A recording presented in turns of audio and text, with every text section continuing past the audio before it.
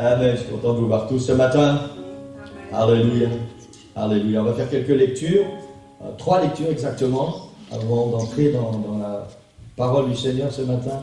La première dans la première épître aux Corinthiens, au chapitre 4, et le verset 20. Première épître aux Corinthiens, chapitre 4, verset 20. Je ne sais pas si vous avez pris votre épée avec vous, l'épée de l'Esprit. Amen. 1 Corinthiens, chapitre 4, verset 20.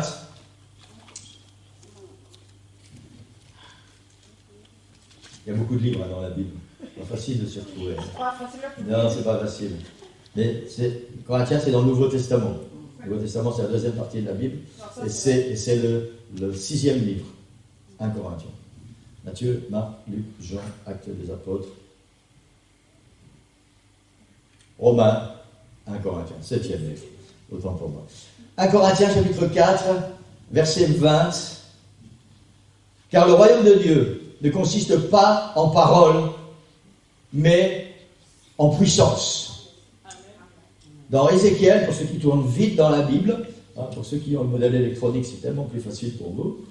Ézéchiel, ça c'est dans l'Ancien Testament, c'est un des grands prophètes. Ézéchiel chapitre 34, on va lire les versets 11 et 12. Ézéchiel chapitre 34, versets 11 et 12. Car ainsi parle le Seigneur l'Éternel. Voici, j'aurai soin moi-même de mes brebis, et j'en ferai la revue. Comme un pasteur inspecte son troupeau quand il est au milieu de ses brebis éparses, ainsi je ferai la revue de mes brebis, je les recueillerai de tous les lieux où elles ont été dispersées au jour des nuages et de l'obscurité. Dans le même chapitre d'Ézéchiel, les versets 25, 26 et 27.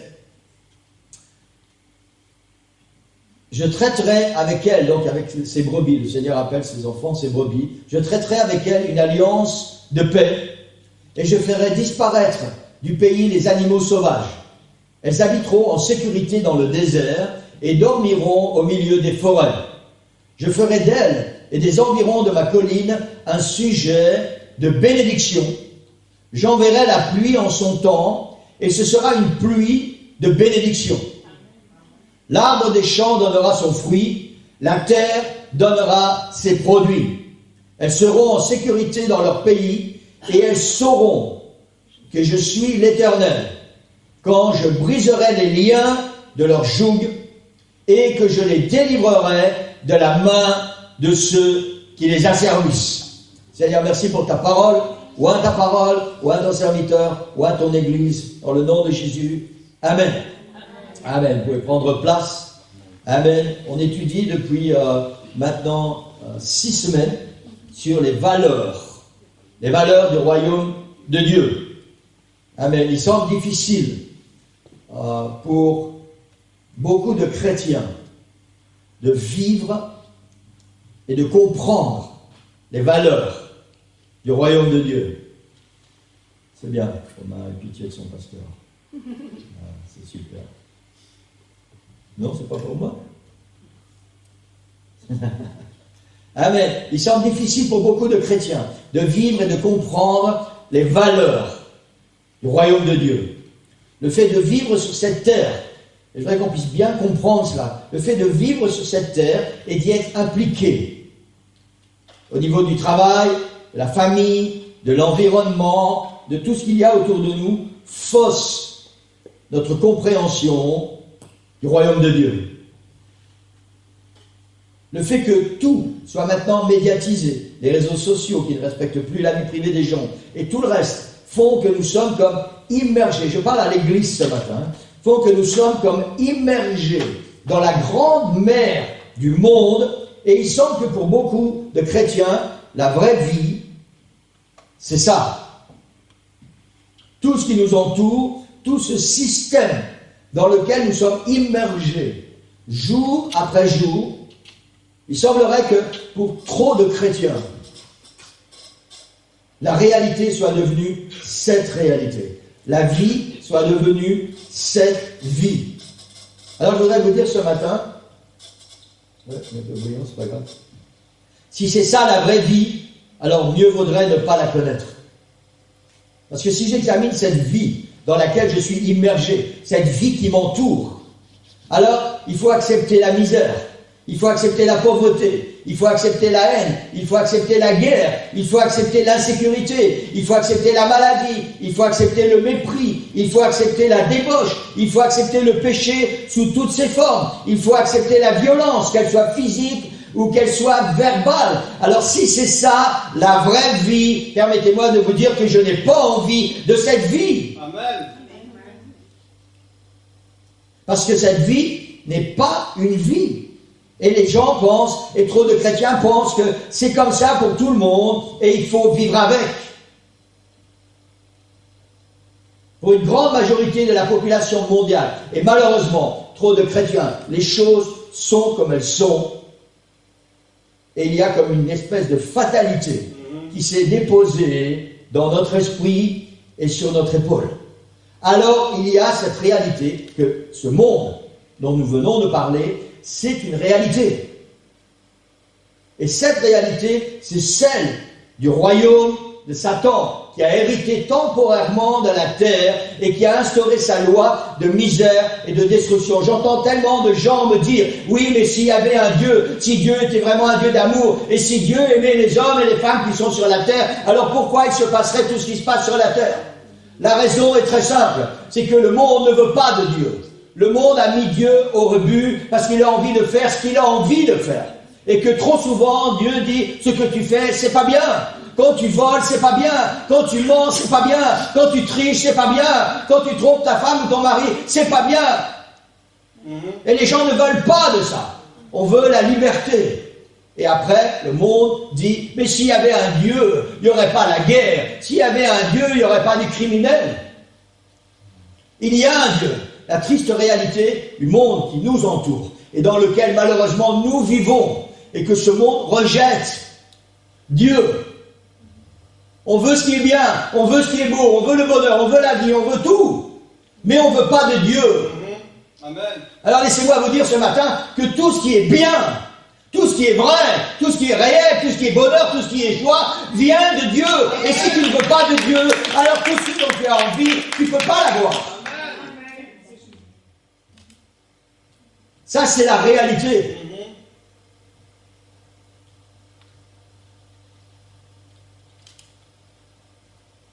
C'est vrai que ce royaume existe. Ce royaume du diable, ce royaume de Satan. Et nous ne pouvons pas le nier. Et je voudrais dire à l'église ce matin, ce royaume n'est pas ton royaume. C'est juste. Tu n'appartiens pas à ce royaume.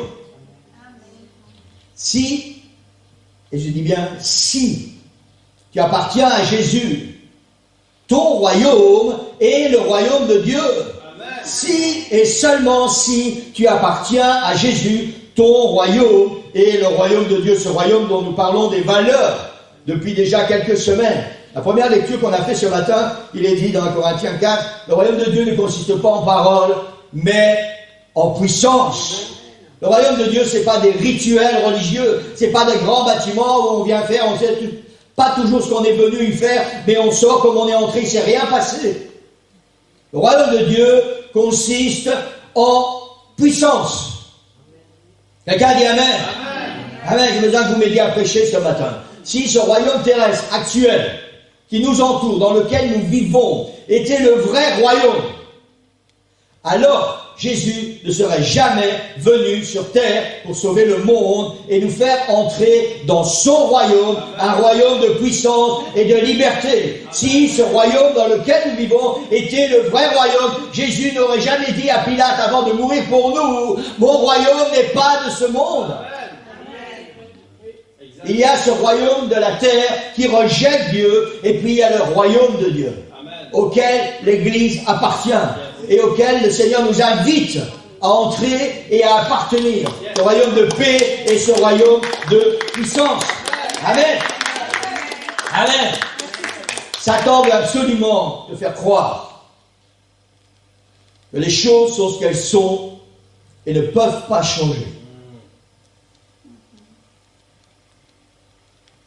On emploie le mot fatalité. Il va tout faire pour te persuader. Si quelqu'un a encore un doute ce matin que le diable existe, alors je peux vous affirmer que le diable existe. C'est pour ça que Jésus est venu sur la terre. Pour lui reprendre ce qu'il a volé. Et en attendant qu'il soit détruit, alors il est en train de se déchaîner contre l'humanité. Quand on regarde autour de nous, vous savez, tout cet amour que le Seigneur a pour nous, toute cette grâce que le Seigneur a pour nous, tout ce qu'il y a de débordant dans son cœur. Et on regarde autour de nous, on dit, Seigneur, ce monde a tellement besoin de tout ça. Ce monde a tellement besoin de toi. J'ai mon bureau à l'étage, en façade avant. Et parfois, je vois des choses qui se passent dans la rue. Et je dis, Seigneur, combien ils ont besoin de toi. Combien ils ont besoin de toi. Ce monde est lié, ce monde est sous l'oppression. Qu'on l'admette ou qu'on ne l'admette pas, qu'on le réalise ou qu'on ne le réalise pas. Nous sommes soumis à cette pression constamment.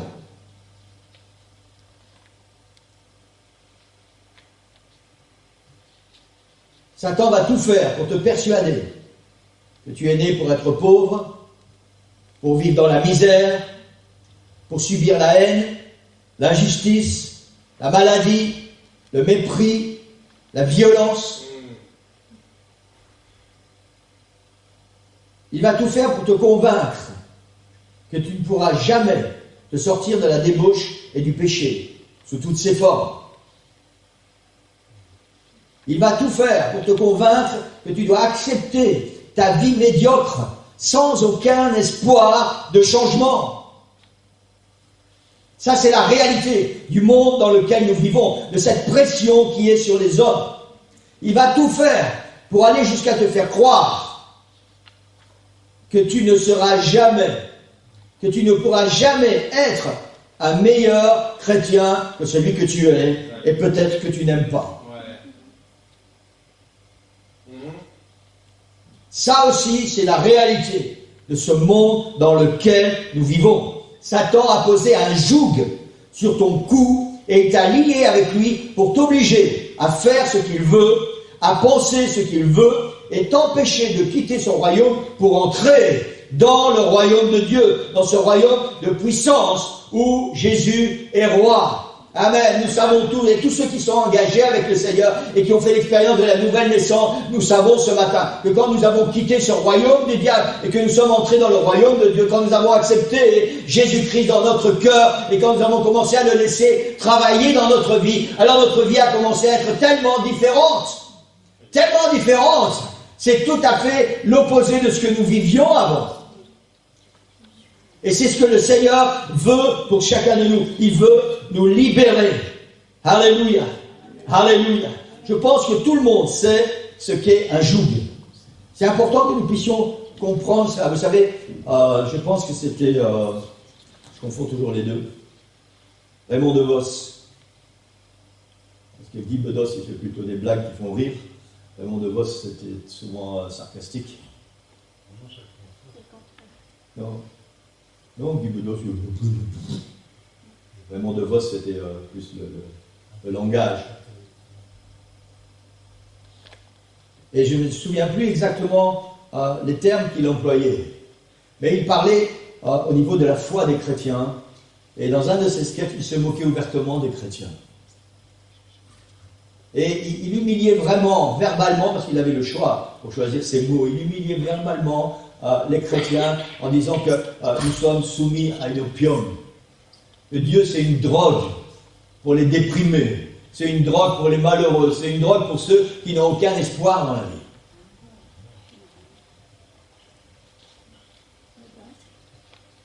Alors c'est vrai que Dieu est une drogue. C'est vrai que Dieu est une drogue pour les déprimés. C'est vrai que Dieu est une drogue pour ceux qui sont sans espoir. Pourquoi? Parce que le Seigneur veut changer notre vie. Et quand il a changé notre vie, et qu'il a mis sa paix, et qu'il a mis sa joie, alors on ne peut plus s'en passer. On ne veut plus revenir comme avant. On veut garder cette paix. On veut garder cette joie. On veut garder cette nouvelle vie dans laquelle nous sommes engagés. Amen. Alors peut-être qu'il n'a pas réalisé que ces paroles qu'il a dites étaient tellement vraies. Dieu est une drogue. Dieu est vraiment une drogue. Pour ceux qui l'ont accepté dans leur cœur, parce qu'on ne sait plus s'en passer. Moi, je ne peux plus me passer de la joie du Seigneur. Je ne peux plus me passer de l'amour du Seigneur. Je ne peux plus me passer des bénédictions du Seigneur. Je ne peux plus me passer de marcher avec lui. Parce que je sais que tout ce dont j'ai besoin se trouve en lui. Amen. Et je n'ai besoin de rien d'autre et de personne d'autre. Juste du Seigneur. Et il conduit mes pas et il change ma vie. Amen. Et je veux le louer et je veux le glorifier pour cela. Amen. Je reviens à ce joug. Satan a posé ce joug. On va arriver à quelque chose de plus concret. Donnez-moi encore quelques minutes. Un joug est une pièce de bois. Tu as trouvé? Ok. Une pièce de bois à laquelle sont attachés ensemble, généralement, deux animaux, des bœufs ou des chevaux, ou dans d'autres pays, d'autres animaux. Je pense que tout le monde sait ce que c'est un joug. Un joug, c'est un lien qui prive de liberté et qui oblige ceux qui sont attachés à faire la même chose et d'obéir à celui qui tire les rênes. Un joug est un moyen de contrôle absolu de celui qui le pose sur celui qui le reçoit. Et encore une réalité, c'est qu'il est impossible de se débarrasser d'un joug. Seul celui qui l'a placé peut l'enlever. C'est ce que le diable fait avec nous. Il a posé sur nos épaules un joug pour pouvoir nous diriger, pour pouvoir nous contrôler nos pensées, contrôler nos actes, contrôler nos décisions, nous contrôler complètement. C'est lui qui tire les rênes et nous sommes obligés de suivre. La particularité du joug aussi, c'est que tu ne peux plus regarder ce que tu as envie de regarder. Tu ne peux regarder que ce que celui qui tire les rênes te permet de regarder. Tu vas suivant l'endroit où il te fait aller. À partir du moment où un joug est posé sur les animaux, ils ne sont plus libres. Ils sont ensemble. Et ils n'ont plus de liberté. Ils sont complètement privés de liberté. La réalité, c'est que Satan a posé son joug sur l'humanité afin de la contrôler et de lui voler sa liberté.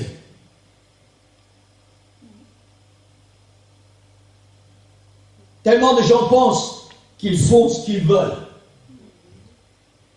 Mais c'est tellement faux. Demandez à un drogué s'il fait ce qu'il veut.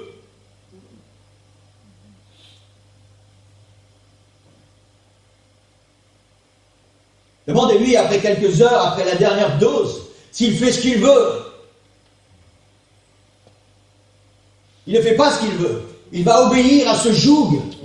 Il est lié, il est emprisonné. Et quelqu'un tire les rênes. Et ce quelqu'un qui tire les rênes, c'est la drogue. Et c'est valable pour tout. Et le monde pense qu'il est libre, qu'il fait ce qu'il veut.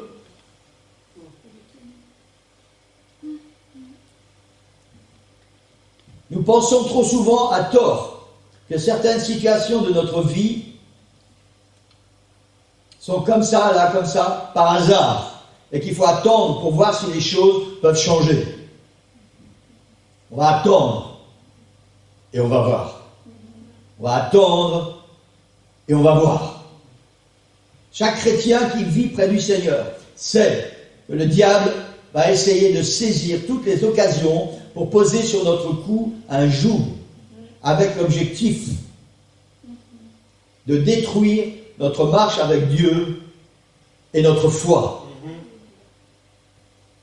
L'objectif de nous voler notre joie, notre paix, notre liberté, notre engagement spirituel, notre force de combat, notre assurance et surtout notre vision. Quand tu es attaché par un joug, tu ne peux pas voir ce que tu veux voir. Tu ne peux pas aller où tu veux aller. Tu ne peux faire que ce qu'on te permet de faire. Jésus a dit qu'il est venu nous apporter la liberté, qu'il est venu nous rendre libres. Jésus a dit lui-même de lui, il a dit, vous connaîtrez la vérité, parce qu'avant il a dit, je suis le chemin, la vérité et la vie. Et il a dit, vous connaîtrez la vérité, et la vérité quoi? Vous rendra libre. Ça, c'est la réalité. C'est ce que Jésus veut nous faire, et c'est ce qu'il veut faire dans notre cœur. Il veut nous rendre libres de tous ces jougs qui pèsent sur nos épaules. Amen. Amen. Alléluia. Ne crois pas que parce que tu es chrétien ou parce que tu t'approches du Seigneur, Satan ne va pas venir mettre un joug sur toi. Parfois, on pense que parce qu'on est chrétien, parce qu'on a accepté Jésus dans notre cœur, parce qu'on commence à marcher avec le Seigneur, alors voilà, on est à l'abri de tout. On est à l'abri de rien. Parce qu'on continue à vivre dans ce monde. Parce qu'il y a toutes ces choses qui nous entourent. Et aussi et principalement parce que le diable n'aime pas ce que nous sommes devenus. Et il veut absolument nous récupérer. Il veut absolument mettre à nouveau un joug sur nos épaules pour nous contrôler et pour nous diriger. Alors que Jésus est venu pour nous rendre libres. Amen. Amen. Satan va vouloir à tout prix te lier pour t'empêcher de vivre pleinement pour Jésus, pour voler ta vision spirituelle et mettre une autre vision à la place, pour stopper ta marche et ton ministère, ou simplement pour t'empêcher d'entrer dans un ministère, pour servir le Seigneur. Il y a tellement de jougs différents, et j'en ai choisi quelques-uns ce matin, mais je pense qu'il y a tellement de jougs différents, et chacun va se reconnaître plus ou moins quelque part. Il y a la maladie. Ne croyez pas que la maladie, c'est une fatalité, c'est quelque chose qui tombe sur toi comme ça et tu dois l'accepter. Bon, je ne parle pas de la grippe, je ne parle pas des cancers, si tu fais des choses qu'il ne faut pas faire et qu'après tu attrapes un cancer. Ça, ce n'est pas une fatalité, c'est juste la conséquence de ce qu'on a fait. Et quand il y a quelque chose qui tombe sur toi, une maladie qui tombe sur toi et qui dure et qui persiste, et tu n'arrives pas à te séparer de ça, on pense que c'est la fatalité. Oui, mais c'est comme ça. Non, c'est pas comme ça. C'est un joug. Parce que Jésus est venu pour guérir. On a vu ça pas la semaine dernière, la semaine d'avant. Pour guérir le cœur et le corps. Alors si tu es atteint avec ce joug de la maladie, ne crois pas que c'est une fatalité. C'est un joug que le diable met sur tes épaules parce qu'il veut voler ton engagement avec le Seigneur. Il veut voler ta vision. Il veut t'empêcher de continuer à marcher avec le Seigneur et d'être une bénédiction pour l'Église.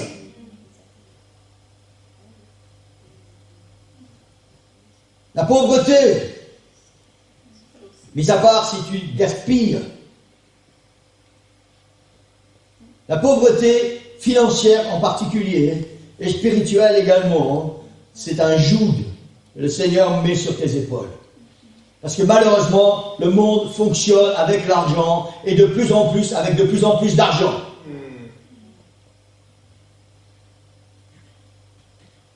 Et si tu es pauvre, ça devient très difficile de vivre. Et parfois les chrétiens pensent que si tu es pauvre, c'est une fatalité. Non, ça n'est pas une fatalité. Parce que le Seigneur est venu pour que nous puissions être dans l'abondance. C'est ce que la Bible dit. La pauvreté, qu'elle soit financière, ou qu'elle soit morale, ou qu'elle soit spirituelle, est un joug que Satan vient mettre sur le cou des chrétiens pour t'empêcher d'être libre et d'aller de l'avant, parce que tu es focalisé avec cette pauvreté, parce que les seules choses à laquelle tu penses, c'est payer les factures, il faut aller faire des cours, j'ai plus d'argent sur mon compte. Exact.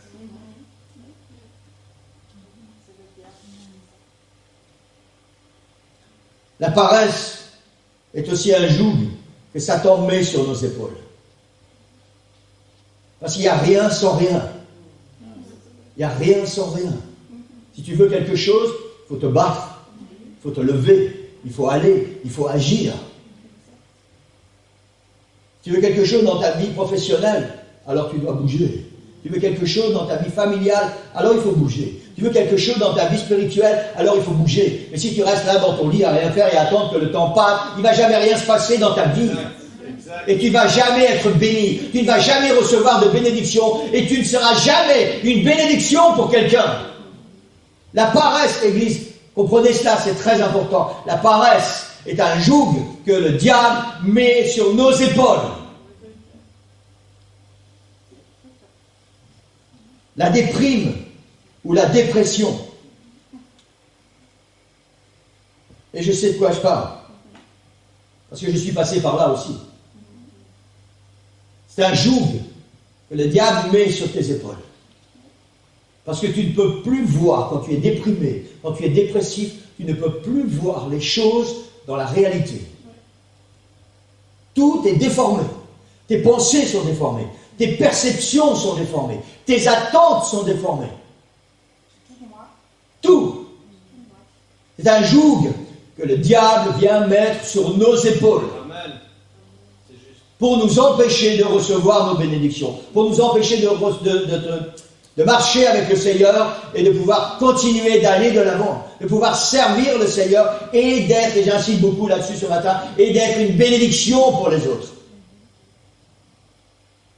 Vous savez, ces deux animaux qui sont pris avec le joug, même s'il y en a un qui essaie de tirer, l'autre le retient. Ouais, c'est juste. Et quand c'est l'autre qui essaie de tirer, le premier le retient. Parce qu'ils sont liés ensemble. Parce qu'il y a un joug. Et à partir du moment où il y a un joug, ta liberté, c'est fini. Et tout ce qui est joug vient du diable. Il vient lier. Et il vient principalement lier l'Église. Vous savez, le monde est déjà lié. Le monde appartient au diable. Il a son empreinte et son emprise sur le monde. Et il essaie de faire la même chose avec l'Église, parce que l'Église est là pour quoi? L'Église est là pour parler du Seigneur autour de nous et pour essayer de sauver maximum ceux qui nous entourent et de libérer de ce joug. Et c'est pour ça qu'il est important de bien réaliser ce dont nous parlons ce matin. Si l'Église est enchaînée avec un joug, comment pourra-t-elle apporter la bonne nouvelle et apporter le salut autour d'elle? Comment pourra-t-elle aider les gens qui sont sous l'emprise du diable, qui sont dans des addictions et qui sont dans la misère, qu'elles soient morales ou qu'elles soient physiques? Exactement, oui. Exact. Les situations familiales, bien souvent, sont des jougs, quelles qu'elles soient. Quelles qu'elles soient. Un joug, c'est quelque chose qui va t'empêcher de voir, normalement, comme tu devrais voir. Un joug, c'est quelque chose qui va t'empêcher d'agir, comme tu devrais agir. Et tellement souvent, les situations familiales sont des jougs sur nous, parce qu'elles nous bloquent. Parce qu'elle nous empêche de...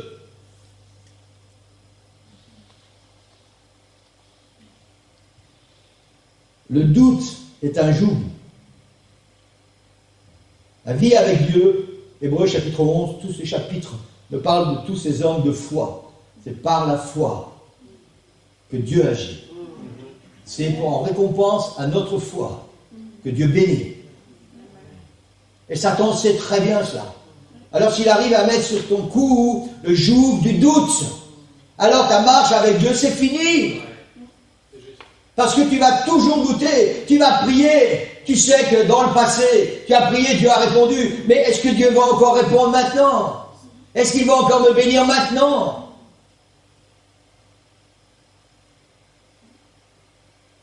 Amen. Le mépris des autres à ton égard est un joug. Il y a deux extrêmes dans le monde dans lequel on vit. Il y a ceux qui se moquent pas mal de ce que les autres pensent, et il y a ceux qui ne vivent que à cause de ce que les autres pensent. Il y a ceux qui méprisent les autres. Je m'en fous de ce qu'ils pensent, je m'en fous de ce qui va se passer. Moi, je fais ce que j'ai envie de faire. Et puis, il y a ceux qui ne sont que focalisés. Ah non, je ne peux pas faire ça parce que qu'est-ce que les gens vont dire? Je ne peux pas m'habiller comme ça parce que qu'est-ce que les gens vont dire? Je ne peux pas écouter ce genre de musique parce que qu'est-ce que les gens vont dire?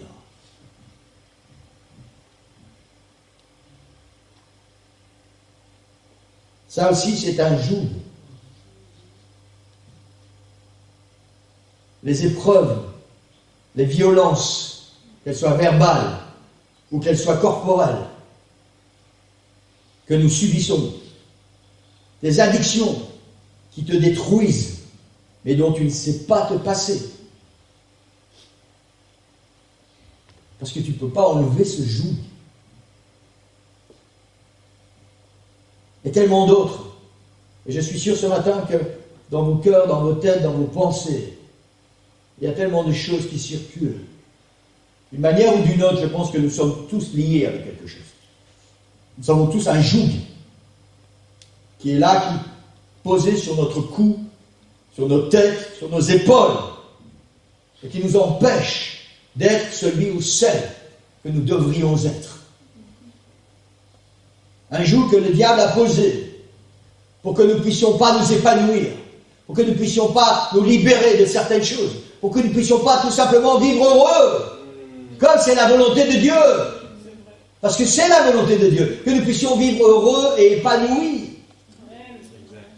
Amen. Amen. Mais je vois tellement de chrétiens avec un visage triste et les yeux tristes. Et vous savez quoi? Le visage triste et les yeux tristes reflètent un cœur triste.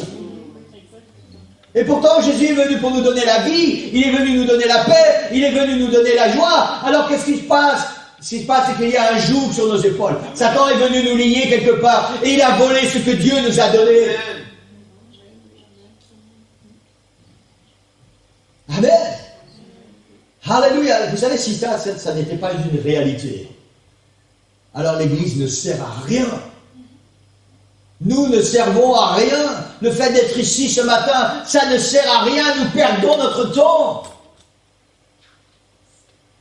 Mais c'est malheureusement une réalité. Et il faut que nous puissions nous débarrasser de ce joug. Amen. Alléluia. Jeudi soir, pendant la réunion de prière, on a énuméré plusieurs besoins particuliers qui nécessitent un miracle de la part du Seigneur. C'est quoi un miracle, lui? C'est quand tu as un joug et que tu ne peux rien faire. Seule une main extérieure peut te délivrer de ce joug. Et c'est moi vous dire ce matin que ce n'est pas le diable qui va venir te libérer du joug qu'il a mis sur tes épaules. Bien au contraire, il va venir régulièrement vérifier s'il est bien attaché et si tu ne peux pas t'en séparer.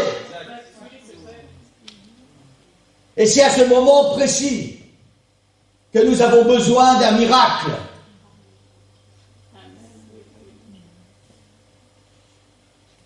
De la part du Seigneur. Il y avait aussi, jeudi soir, d'autres besoins de miracles. Pour ceux qui ne viennent pas le jeudi, vous ne savez pas ce que vous manquez. Franchement, je vous assure, le jeudi à la réunion de prière, il se passe quelque chose. Ça n'a rien à voir avec le dimanche. Il se passe quelque chose, on entre dans un domaine spirituel, on entre dans un domaine de combat spirituel et de victoire spirituelle. Il y avait d'autres besoins de miracles, je dis, qui n'ont pas été mentionnés, mais qui sont là et qui sont bien réels. Des jougs qui n'ont pas été mentionnés, mais qui sont là, posés sur les épaules, et qui sont là bien réels, et qui ont aussi besoin d'un miracle.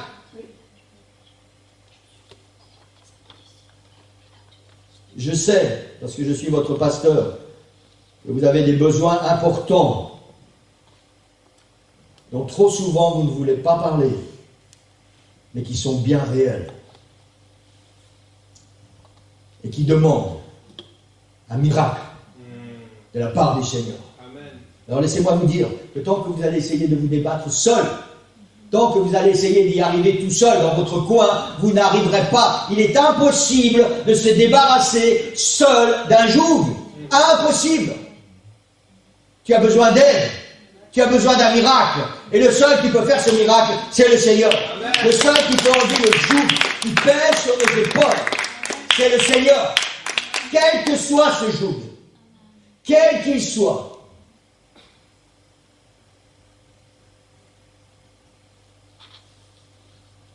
Pendant la prière de jeudi, Sylvie, tu peux venir au piano si tu veux.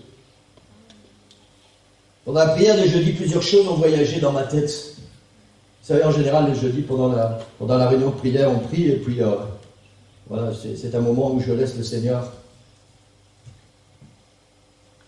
me parler, parce que je suis concerné par l'Église, et parce que ma prière régulière et journalière, Seigneur, comment bénir l'Église? Comment bénir l'Église?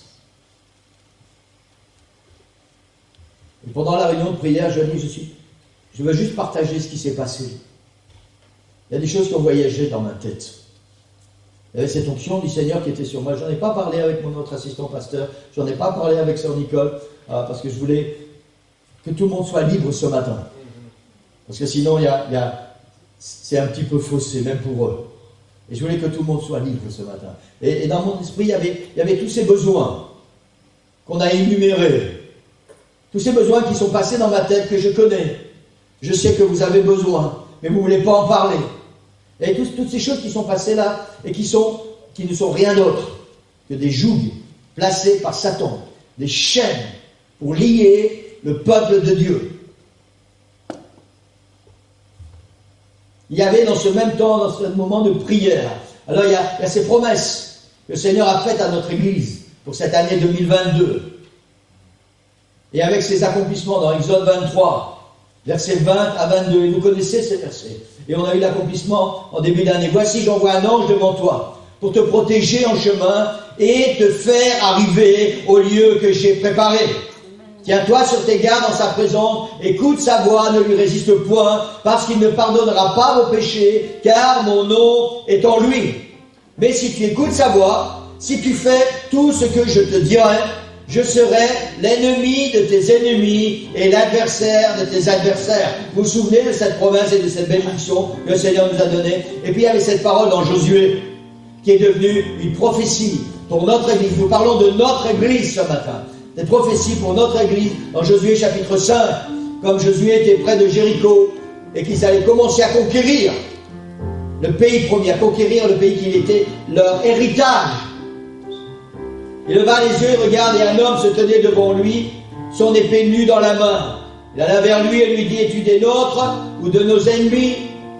Et cet homme répondit, non, je suis le chef de l'armée de l'Éternel. J'arrive maintenant. Amen. Et cette parole, elle est pour notre Église. Et nous avons accepté cette parole. Qu'à partir de maintenant, alors il y a un nouveau départ. Il y a une nouvelle saison pour chacune de nos vies. Et il semblerait que très vite, le diable est venu poser sur nos coups des jougs pour nous empêcher de commencer à conquérir. Il est venu mettre des choses différentes sur chacune de nos vies. Et nous savons tous très bien ce qui est arrivé sur nos épaules.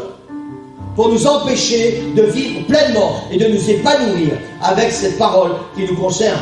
J'arrive maintenant. Amen. Pour que tu puisses conquérir. C'est une évidence. Et dans mon cœur, je dis, il y avait cette évidence que le diable est occupé à essayer de lier l'Église à nouveau pour stopper la vision, pour nous empêcher, pour nous arrêter d'aller de l'avant, pour nous décourager d'une manière ou d'une autre. Parce que si nous sommes liés, alors nous n'avons plus envie.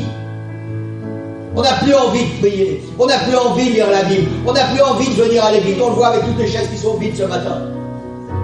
On n'a plus envie de se battre. On n'a plus envie d'accomplir notre ministère. On n'a plus envie d'être béni, ni de bénir quelqu'un d'autre. Et c'est ce que le diable est en train de faire. Il est en train de poser à nouveau des jougs sur nous pour empêcher l'Église d'avancer, pour t'empêcher, pour ceux qui commencent à découvrir la vie spirituelle, pour t'empêcher d'aller plus loin.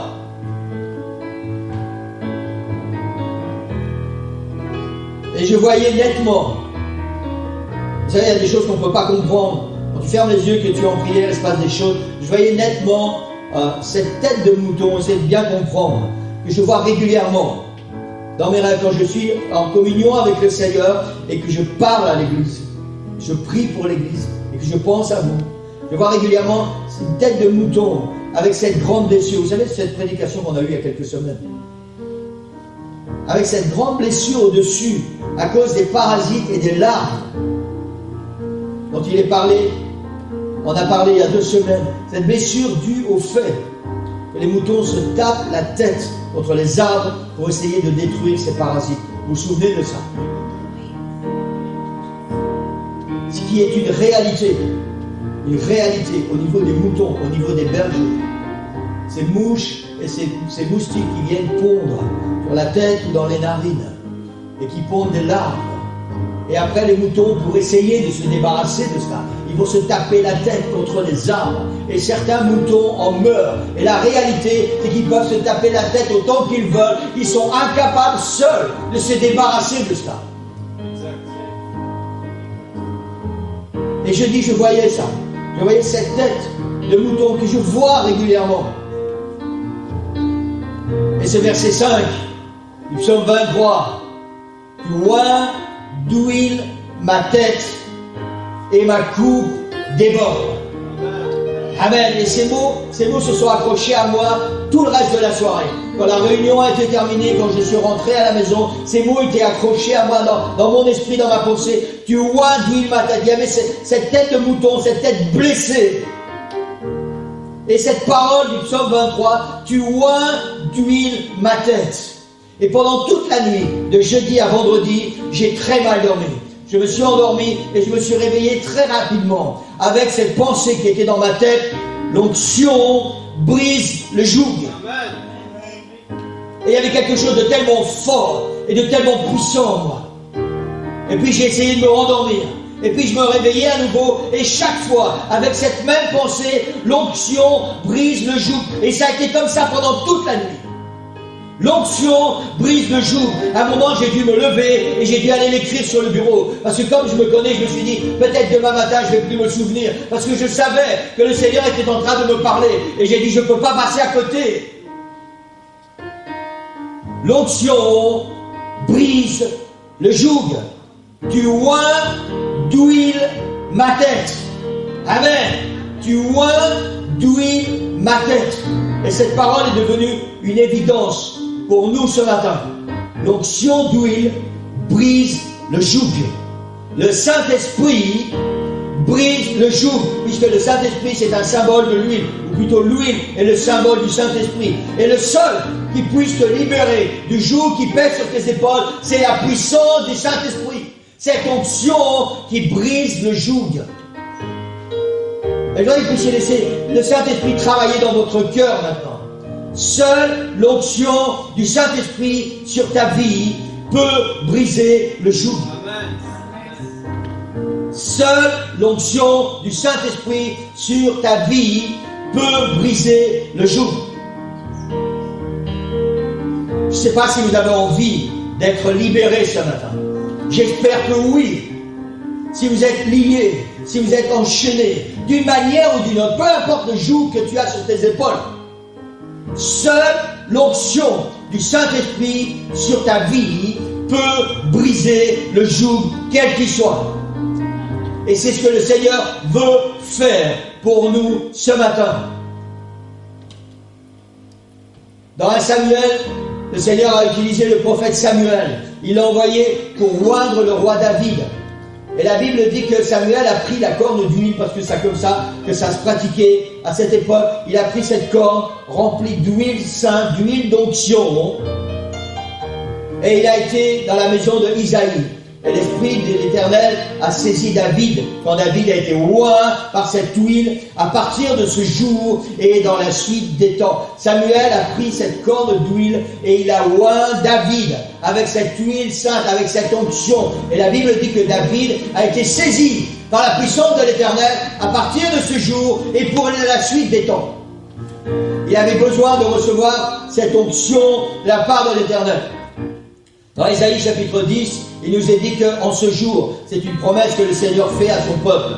Son fardeau sera ôté de dessus ton épaule et son joug de dessus ton cou. Il parle de l'oppresseur, de celui qui a mis ce fardeau sur tes épaules, de celui qui a mis son joug sur tes épaules. Il dit en ce jour, son fardeau sera ôté de dessus ton épaule et son joug de dessus ton cou, et la graisse ou l'onction fera éclater le joug. Je voudrais qu'on puisse se lever. J'ai terminé la prédication ce matin et je vais faire ce que le Seigneur a mis dans mon cœur. Ne trouvez pas cela étrange ce matin. Vous participez ou vous ne participez pas. C'est votre choix. Je sais une chose, c'est que le Seigneur a prévu et a pourvu ce matin pour vous rendre libre, pour vous libérer. Et je vais faire ce que le Seigneur a mis dans mon cœur. Je ne vais pas prendre une corne d'huile que je vais remplir d'huile et que je vais verser sur votre tête. Je vais juste prendre de l'huile. Cette huile, c'est de l'huile d'onction. Peut-être que vous avez trouvé ça étrange. Je n'ai jamais fait ça. Je n'ai jamais vu aucune église qui faisait ça. Et je vais faire ce que le Seigneur a mis dans mon cœur. Amen. Si tu veux que le joug qui pèse sur toi ce matin soit brisé, alors je t'encourage à venir à l'autel.